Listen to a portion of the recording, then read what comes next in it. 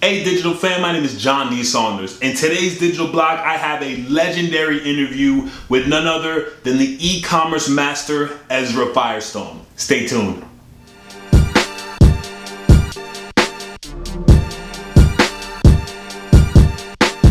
Hey guys, I hope all is well. I hope you are crushing it this week. I'm super stoked and excited to say that I have an interview with Ezra Firestone. This guy is a legend in the e-commerce space. He's built and co-founded multi-million-dollar e-commerce brands. He also owns a company called SmartMarketer, where they provide products and a suite of tools to help e-commerce crush it in the space. So I'm honored, super honored to interview this guy. Stay tuned. I'm gonna load that up right now, and I'll see you soon.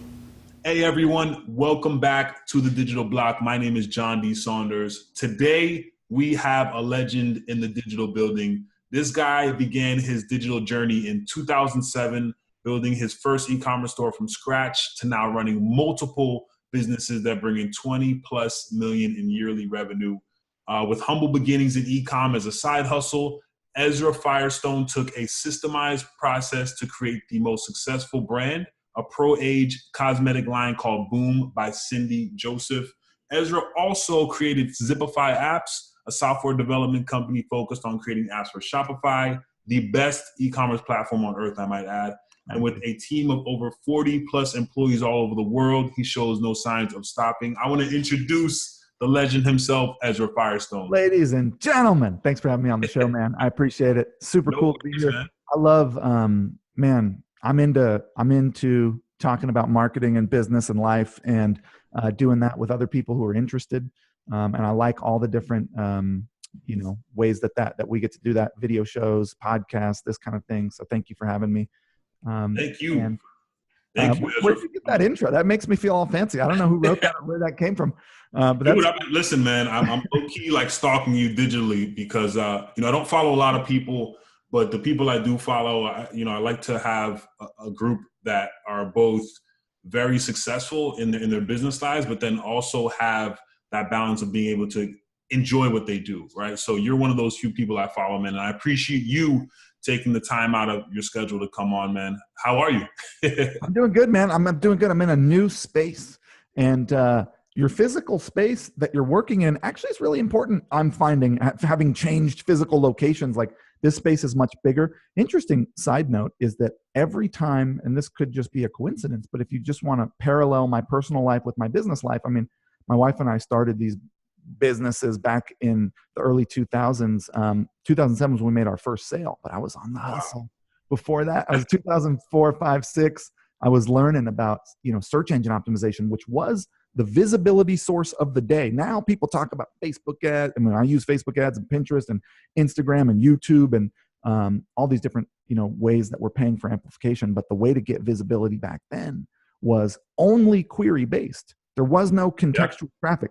All people know about today is context, right? So contextual traffic is like, Facebook really changed the game with this, and now they own Instagram, and YouTube now offers some of these features as well. Google does too. But basically, you're a number, you're a Facebook PSID, personal something identification number. You have that number, and that is you on Facebook, and they have 10,000 data points on you. They know what you buy, where you live, they know everything about you, whether you're married. Really giving them like tons of info too.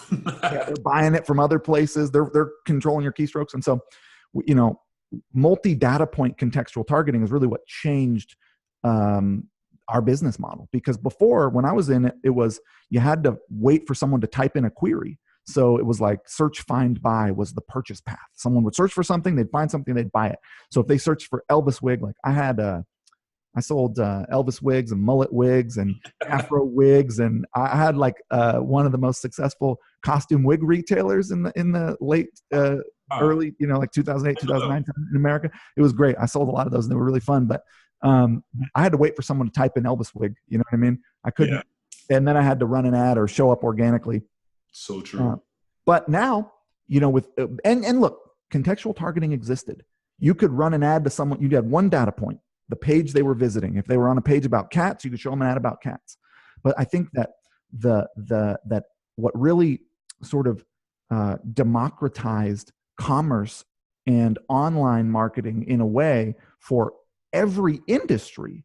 Like we were just talking, I hope it makes into this show, about the difference between software as a service and affiliate marketing, or coaching and consulting versus e-commerce. Like, that's cool stuff to think about. But all those industries were affected when multi-data point contextual targeting became available to all of us in the self-serve ad platforms. We could all now go out and say, I want men who are 25 to 40 who live in Brooklyn, who wear red flannels and carry fashion axes, and I want to sell them beard oil or whatever, dude. You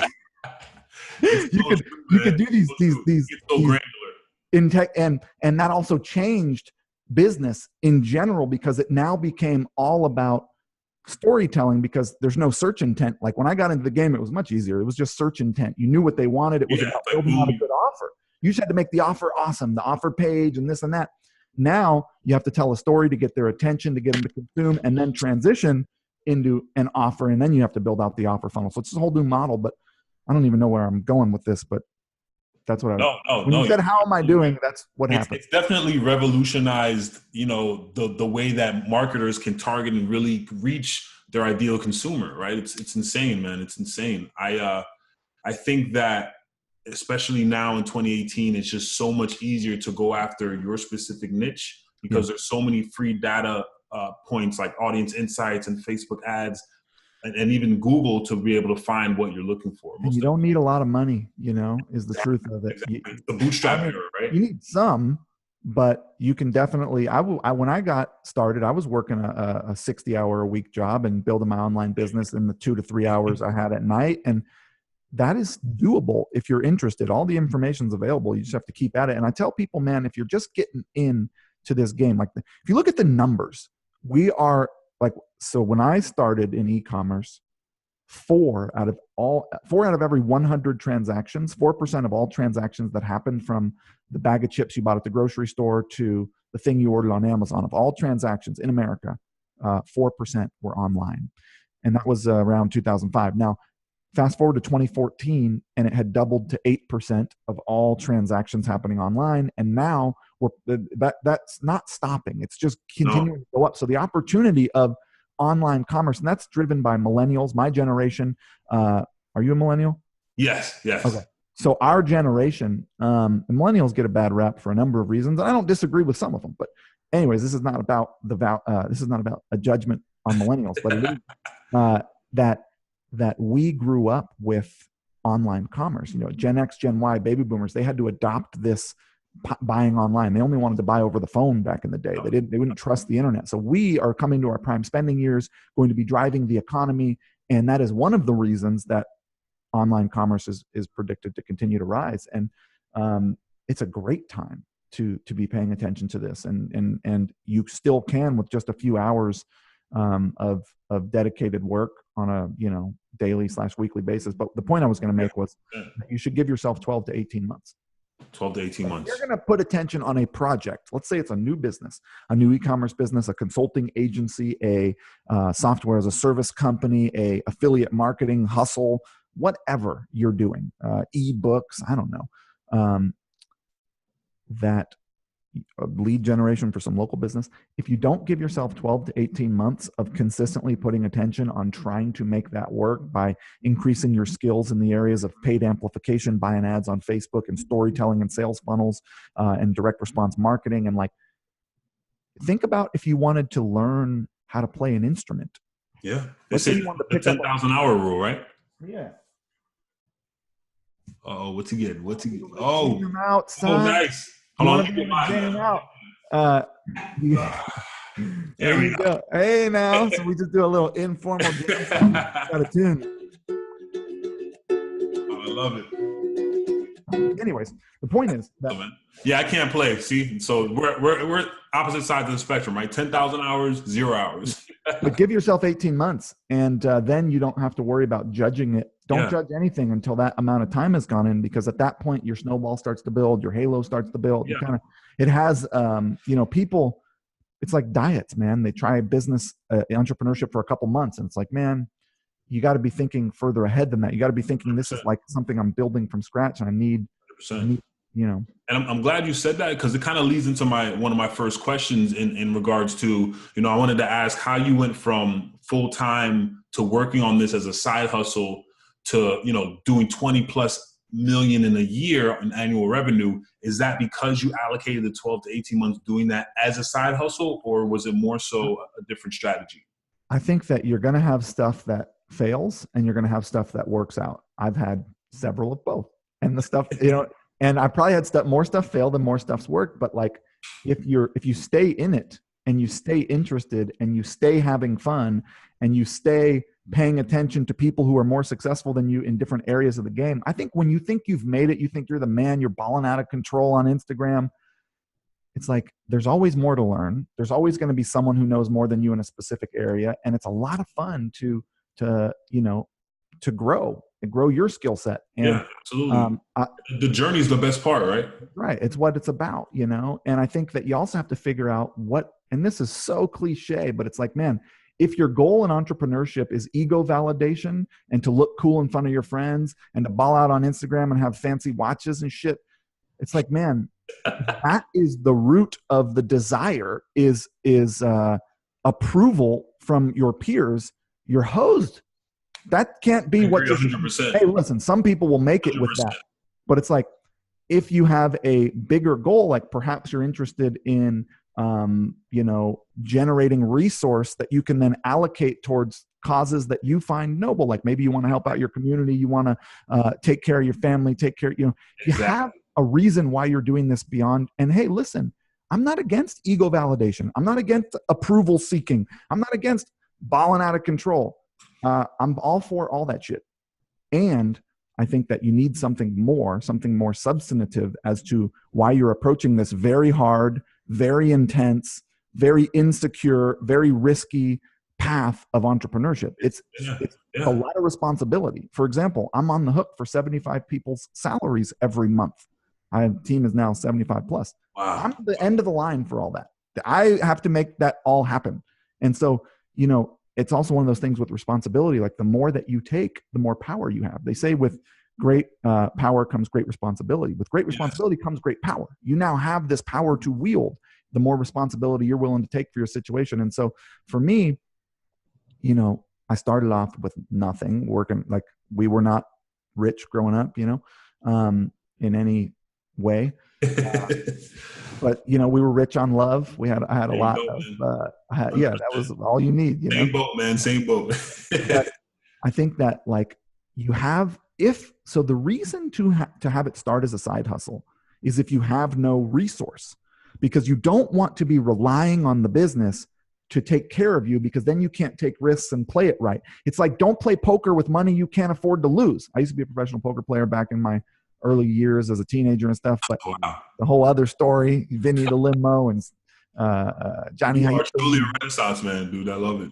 But the thing is, like, the reason why I think starting as a side hustle is good is because then you have maybe you're working 30 hours a week if you don't want to work full time, but enough to pay your rent, to give you food, to have you have a little money for entertainment and going out and doing your thing. Like, you're not relying on the operation you don't have the pressure on it that it's got to support your life.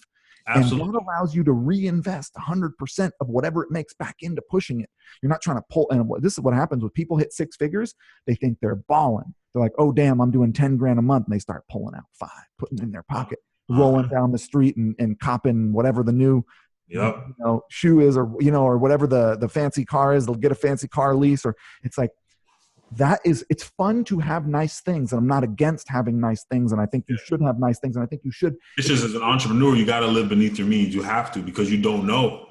You gotta, and it's good to, for sure, totally. And it's good to experience the success that you're having, but also the more that you can invest back into the operation, the bigger it can scale. And when it gets bigger, the amount you can pull from it becomes more. So if you just wait a little bit and reinvest as much as you can, which is what we did. So I went from 5 days a week down to 4 days a week, down to 3 days a week at my job while I was trying to build up this wig business. And then eventually I sold this wig business, which is my first e-commerce store, in 2012 for a nice chunk of change. And I quit my job and I went full time. I went full time in 2009, because the business was making enough. It was like doing like 500 grand a year or something. I was like, all right, I'm good. And 3 years later, I sold it, and I had already been doing other stuff at that point. But I think that and I'm glad you said I'm that. a big fan. Sorry to interrupt you. I'm a big fan of not having the pressure of the business have to support you. Having some way, if you have a bunch of money, you're sitting on capital, right on. And but I didn't have that luxury. And I think that's a big misconception a lot of people have, is they figure like, oh, I'm just going to quit my job and go full throttle in entrepreneurship. When you think in reality, you have kids, you have a mortgage, you might have rent, you might have certain responsibilities where you can't just quit your job 100%.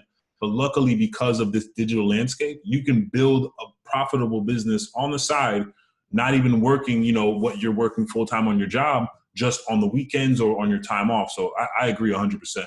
I agree 100%. I think, I like it. And I think that for some people, it really works out well to just go all in. Like some people feel it and they jump in, and that works out.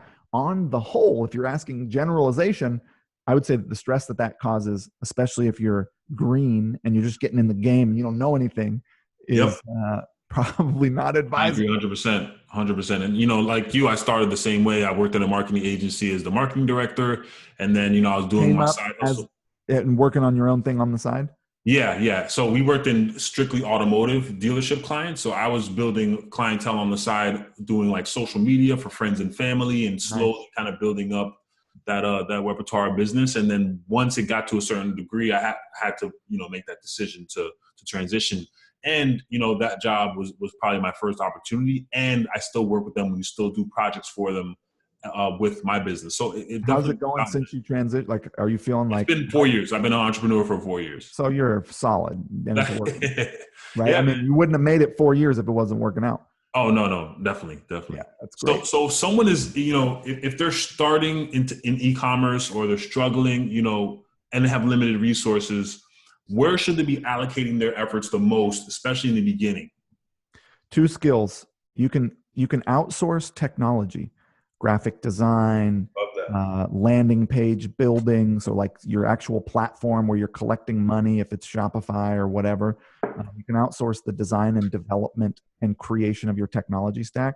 So the first thing that you have to understand is, what is the strategy going to be? What are we trying to do? Are we trying to create a video that gets someone's attention, transitions them into a sale for a product, sends them to a product offer page, and then tries to get them to buy from us? And we need email marketing that's layered on top of that, exit intent. So step 1 is understand the strategy behind how to actually go from someone doesn't know you to someone has bought from you, and understand what the technology that's going to be layered in, what the stack is going to look like. Like if you look at my business, it's like Shopify and Klaviyo and Facebook and Google Analytics and Zipify Pages and one-click upsell and Wistia, and I have all these different pieces, and intercom.io and Olark Chat, and I have all these different pieces of technology that are communicating with one another, that are facilitating someone from social media over to my site, to giving me their money, to me then communicating with them after that. So you have to understand the game first. So I would go through base level stuff that just teaches you about what are the different business models, how do they function, which one is most appealing to you, like what we were just talking about earlier. Like you have to understand that first. Then 2 skills: paid amplification, storytelling. That's what you need. Eventually and you need to also understand general business structure. Like, for example, it's good to communicate with people who buy from you, and communicate with them fast.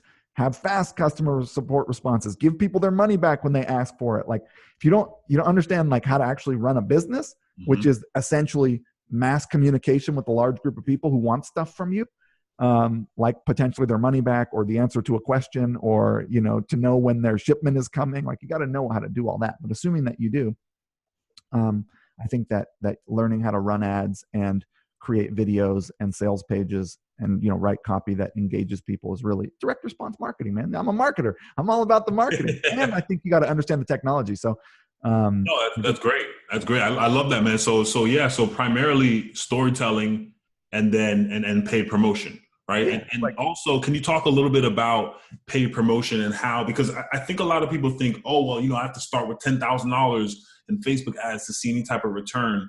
Can you talk a little bit about kind of bootstrapping that and really creating a name for yourself or your business with low capital. You take whatever you can afford.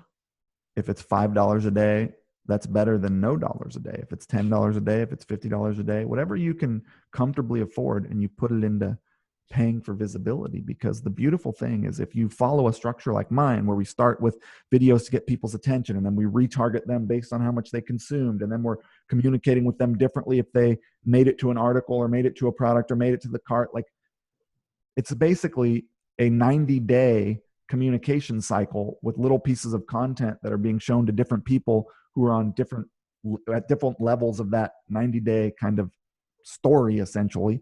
And so I think that the goal is to learn how to produce videos, or have someone produce videos for you, and write sales copy that sells a product. I mean, you have a product to sell, right? So there's two things. There's the story that you're telling and the product you're selling. That's it.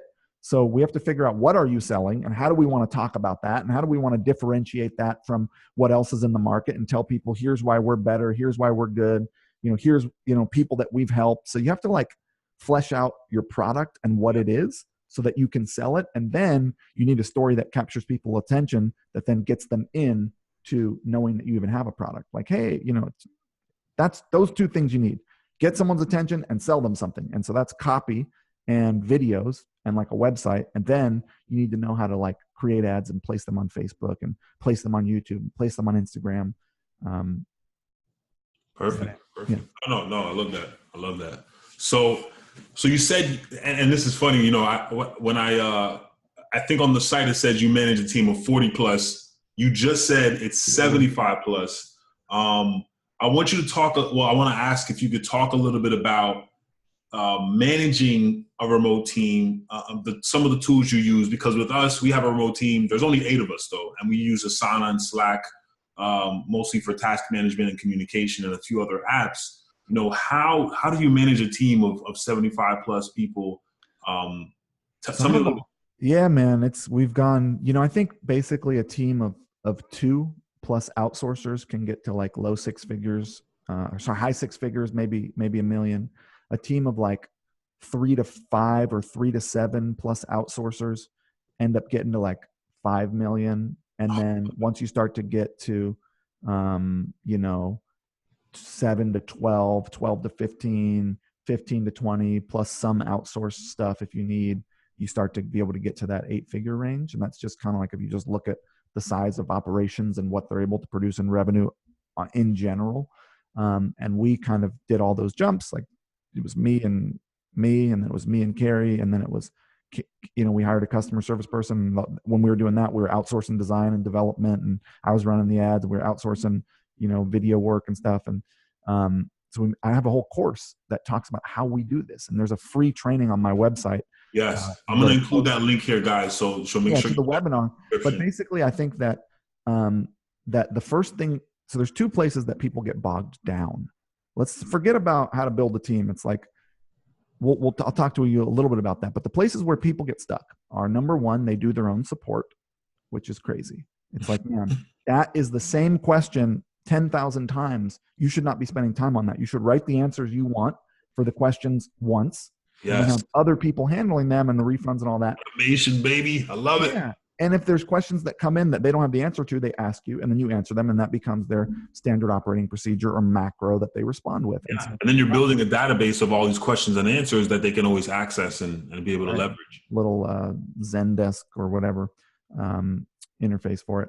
But the other thing is, people get bogged down in the technology. They try to do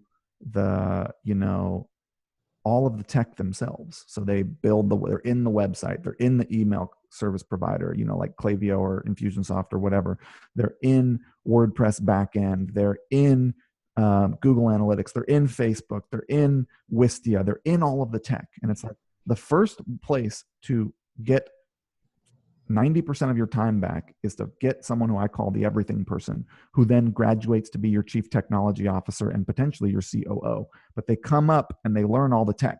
They know how to set up emails in Klaviyo, and they know how to get Facebook pixels and place them on sites, and they know how to manipulate Shopify, and they know how Google Analytics talks to your store, and they know how Wistia works, and they know I set them up with a Slack channel that populates with the blog posts from every one of these technology services. Like Wistia puts out a blog post a day or something. And then I have them read that for 4 hours a week and take notes in a journal, and then talk to me once a week about what they learned. Like, you get out of people what you put into them. People are like, I hired someone and they sucked. And I'm like, no, you sucked. You've given them, when they came on board, you did what I do. With you on that. I feel as though you have to empower people with these skills. Well, first of all, they come in with a certain set of skills, right? But if you can empower them and give them all of the tools that they need to succeed.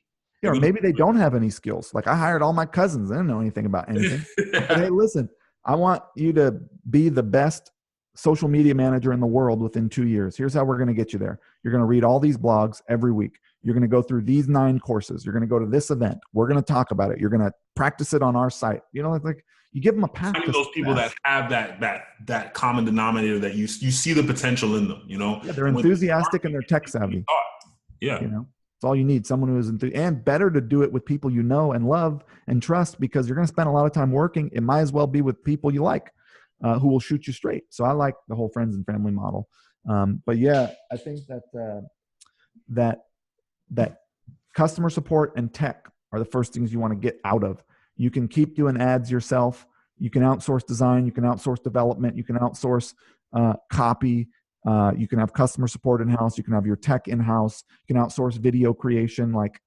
But have yourself in the role of navigation, not in the role of driving. You can't see the mountain if you're taking the turn. And you're going to have to go back on the business, not in the business, right? Your job is to create the strategy and tell everyone what's going to happen and how you're doing it, and figure out new products and say, this is the technology we're going to use and here's why. Like, your job is to be on running, figuring out what needs to happen, holding the container for everyone, and then putting people in positions of power where they can then, run different departments of the company. Love it.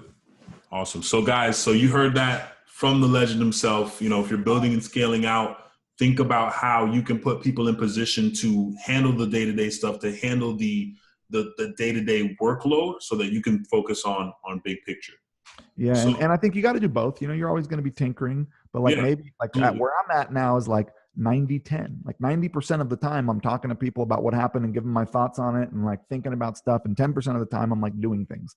Yeah, I agree. I agree, because I feel like you still have to be in it to a certain degree to see the inner workings and make sure everything's running smoothly. So, I'm probably around 75-25. I'm trying to get to that 90-10. I think I can reach that threshold definitely with some advice. And I don't know that that's the right way to go, because for example, I spend a lot of time doing stuff in my information publishing business. I create a bunch of videos. I'm having fun there. And e-commerce business is more scaled, where I'm not doing a lot other than strategize. So it's I don't know if there's a right ratio, but for me, I much prefer the role of on the frontier, figuring out what's coming, I like that better. And if you're going to be a leader, someone's got to do it. So It's true.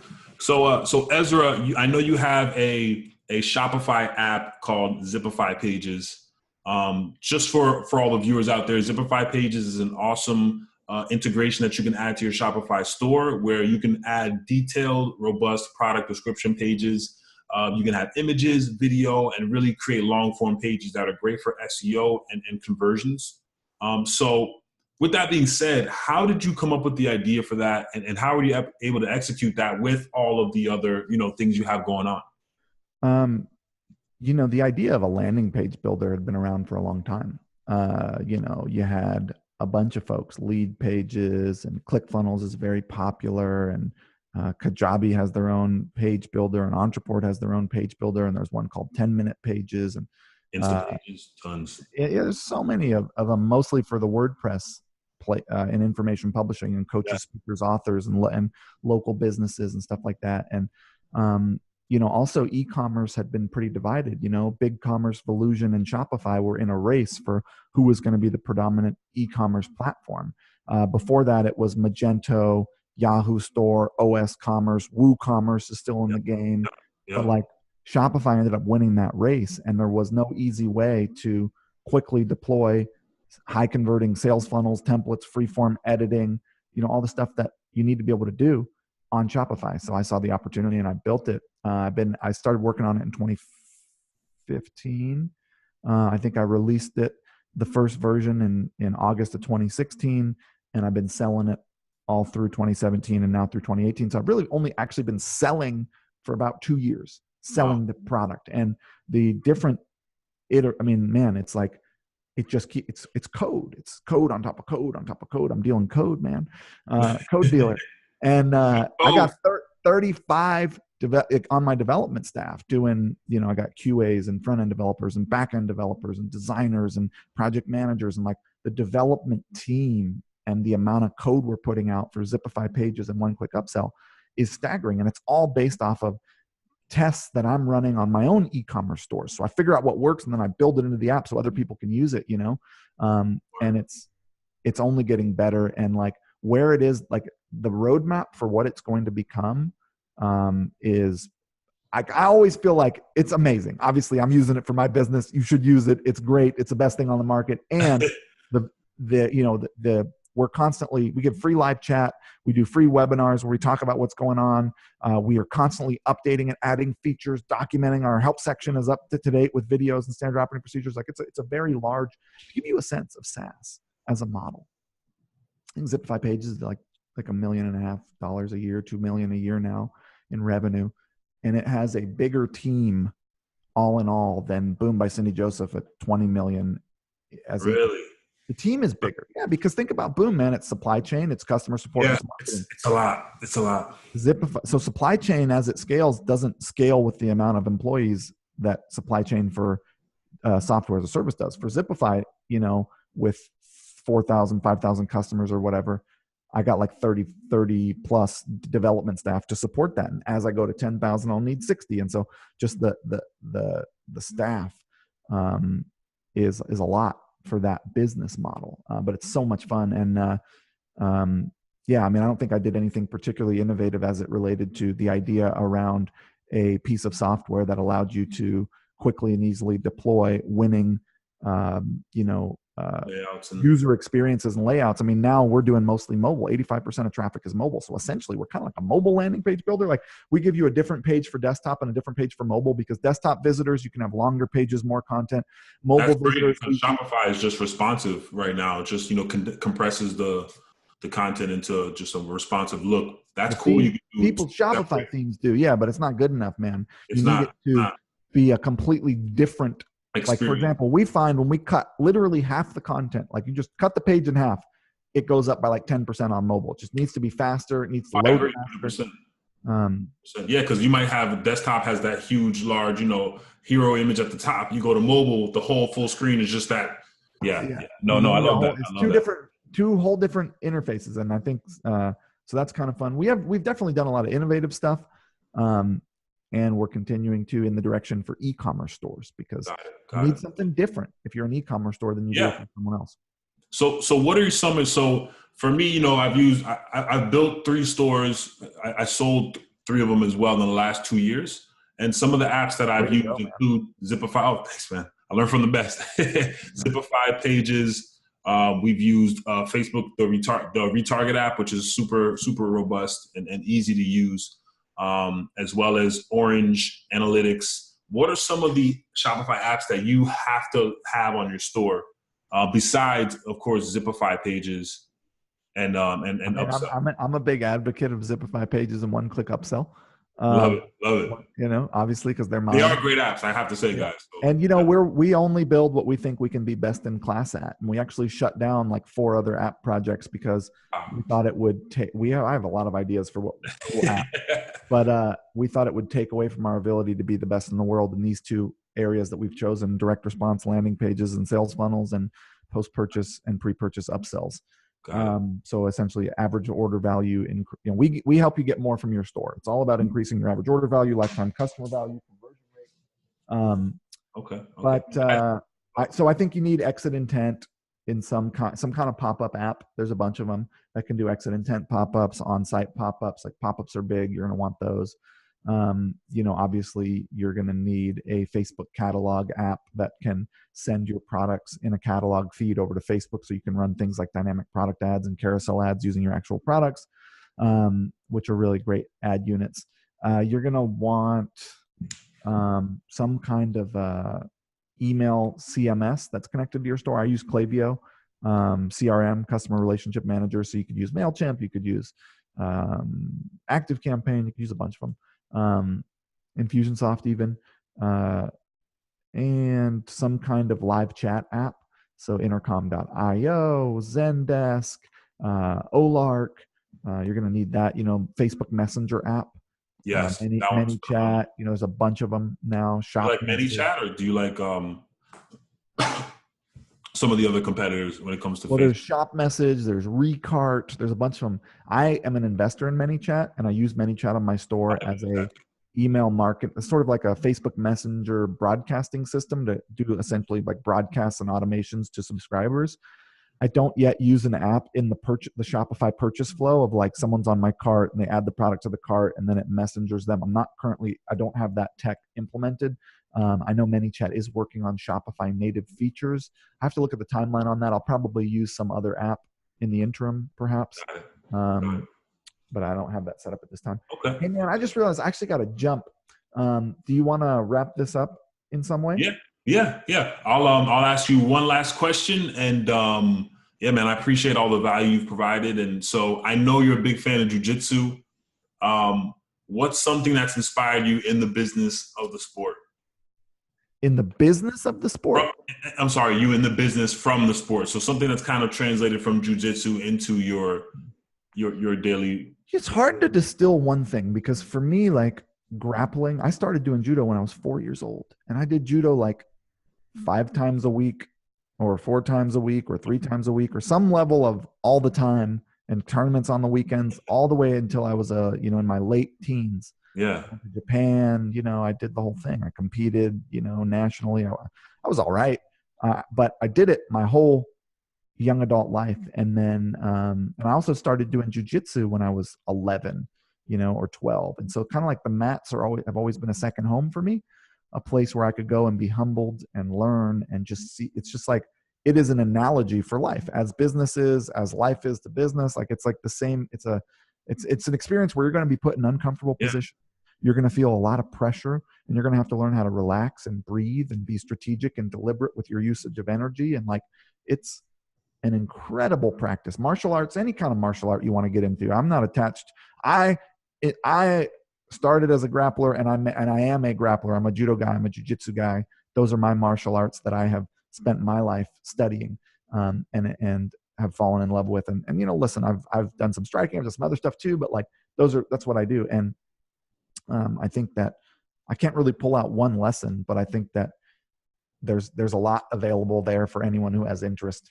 And I think, yeah.